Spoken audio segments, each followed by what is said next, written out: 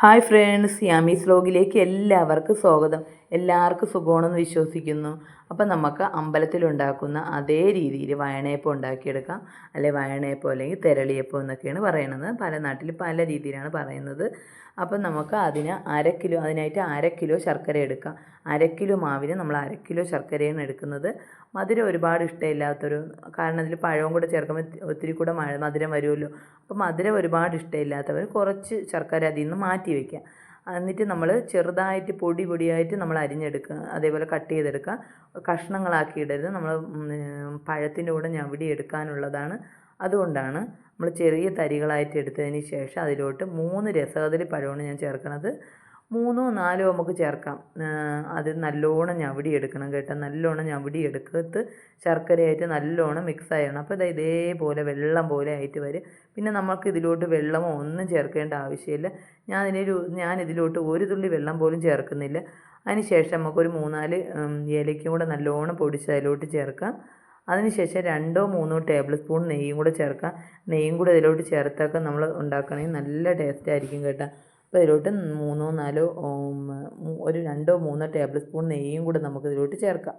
ചേർത്ത് നല്ലോണം ഒന്ന് മിക്സ് ചെയ്തെടുക്കണം. അപ്പം അതിന് ശേഷം ഒരു തേങ്ങയുടെ പകുതി തേങ്ങ ചിരകി എടുത്താൽ മതി. ഒരു തേങ്ങ ഫുള്ളും ചേർക്കേണ്ട ആവശ്യമില്ല. അതിന് ശേഷം നമ്മൾ ഇതിൽ തേങ്ങ ഇട്ടതിന് ശേഷം എല്ലാം കൂടെ നല്ലോണം ഒന്ന് മിക്സ് ചെയ്തെടുക്കണം. മിക്സ് ചെയ്തെടുക്കുന്നത് എന്തിനെന്ന് വെച്ച് കഴിഞ്ഞാൽ നമ്മൾ തേങ്ങയും ശർക്കരയും പഴവും എല്ലാം കൂടെ ഒന്ന് മിക്സ് ആവുന്നതിന് വേണ്ടിയാണ് കേട്ടോ. അതിന് ശേഷം നമ്മൾ മാവ് ഇതിലോട്ട് ചേർക്കുന്നത്. ഞാനിപ്പം അരിപ്പൊടിയാണ് ചേർക്കുന്നത്. ഇതിൽ നമുക്ക് വേണമെങ്കിൽ ഗോതമ്പ് മാവ് വേണമെങ്കിലും ചേർക്കാം. ഇതിപ്പോൾ ഇടിയപ്പപ്പൊടിയാണ് ഞാൻ ചേർത്തിരിക്കുന്നത്. നമുക്ക് പുട്ടുപൊടി വേണമെങ്കിലും ചേർക്കാം അതിൻ്റെ കൂട്ടത്തിൽ. ഇപ്പം വറുക്കാത്ത മാവ് വേണമെങ്കിൽ ഇത് ചേർത്തുണ്ടാക്കാം. ഞാനിപ്പോൾ ഇത് വറുത്ത മാവാണ് ചേർത്തുണ്ടാക്കുന്നത്. നല്ലോണം ഒന്ന് ഞവടി എടുക്കണം. ഇതേപോലെ കൈവച്ച് നല്ലോണം ഒന്ന് ഞവടി എല്ലായിടത്തും തേങ്ങയും ശർക്കരയും എല്ലാം പിടിക്കുന്ന രീതിയിൽ നല്ലോണം ഒന്ന് ഞവടി എടുക്കാം. ഞവടി എടുത്തതിന് ശേഷം നമുക്ക് തെരളിയില നല്ലോണം കഴുകി വൃത്തിയാക്കി എടുക്കാം. കാരണം മരത്തിലൊക്കെ നിൽക്കുന്നതല്ലേ, അത് നല്ല വൃത്തിയായിട്ട് മണ്ണും പൊടിയൊക്കെ പോകുന്നതിന് വേണ്ടി നല്ലോണം ഒന്ന് നമുക്ക് കഴുകിയെടുക്കാം. കഴുകിയെടുത്തതിന് ശേഷം പച്ച ഈക്കിലോ ഉണക്ക ഈക്കിലോ ഏത് വേണമെങ്കിലും എടുക്കാം. അത് നല്ലോണം നമ്മൾ വൃത്തിയായിട്ട് അതിൻ്റെ തൊലിയൊക്കെ കളഞ്ഞ് വൃത്തിയായിട്ടൊന്ന് ചീകിയെടുക്കണം. നമ്മൾ ഈക്കിലൊക്കെ നമ്മൾ തൂക്കാനൊക്കെ അതേപോലെ വൃത്തിയാക്കുന്നത് അതേപോലെ ഒന്ന് ഈക്കിൽ നല്ലോണം ഒന്ന് വൃത്തിയാക്കിയതിന് ശേഷം നമ്മൾ കുമ്പിൾ കൂട്ടിയെടുക്കാം.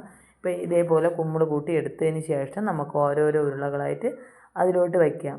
അപ്പോൾ ഇതിപ്പോൾ അമ്പലത്തിലുണ്ടാക്കുന്ന അതേ രീതിയിൽ ഉണ്ടാക്കുന്നത് കൊണ്ടാണ് ഞാൻ ഇതുണ്ടല്ലോ ശർക്കര അതേപോലെ പാനിയാക്കി ശർക്കര ഉരുക്കിയെടുത്ത് അതിലോട്ട് ഒഴിക്കാത്തത്.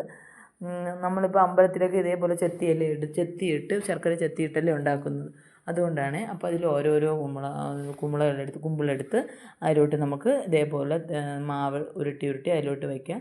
അതിന് ശേഷം നമ്മൾ ഇഡ്ഡലിക്കുട്ടത്തിൽ വെള്ളം അടുപ്പിലോട്ട് വെച്ച് തിളച്ചതിന് ശേഷം ഓരോരോ ഇതുണ്ടല്ലോ വയണയപ്പം ഓരോന്നോരോന്നായിട്ട് അതിലോട്ട് വയ്ക്കാം.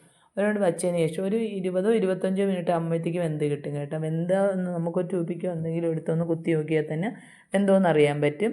അതിന് ശേഷം നമുക്ക് വെന്തില്ലെങ്കിൽ കുറച്ചുകൂടെ സമയം കൂടെ വയ്ക്കാം നമുക്ക്. അതിന് ശേഷം നമുക്കത് വെന്താന്ന് നോക്കിയതിന് ശേഷം നമുക്കെടുത്ത് ചൂടാറുമ്പോൾ മാറ്റി വയ്ക്കാം കേട്ടോ. നല്ല ടേസ്റ്റാണ് കേട്ടോ. അപ്പം നിങ്ങൾ എന്തായാലും ഒന്ന് ട്രൈ ചെയ്ത് നോക്കാം. മറ്റൊരു വീഡിയോ വരുന്നത് ടാറ്റ. എല്ലാവരും എൻ്റെ ചാനൽ സബ്സ്ക്രൈബ് ചെയ്ത് സഹായിക്കണേ മക്കളെ.